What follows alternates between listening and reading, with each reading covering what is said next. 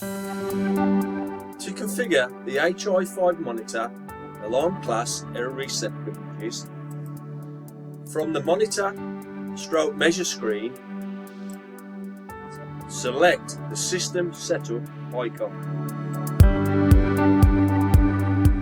Then select the users icon.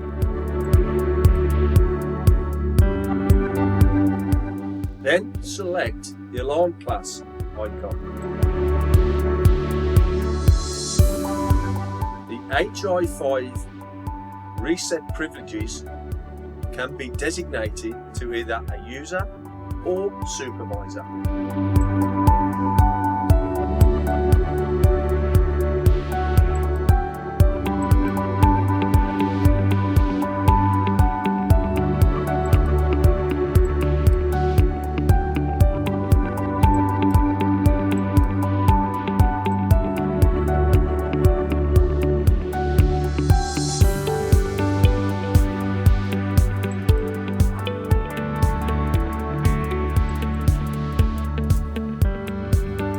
Thanks for listening.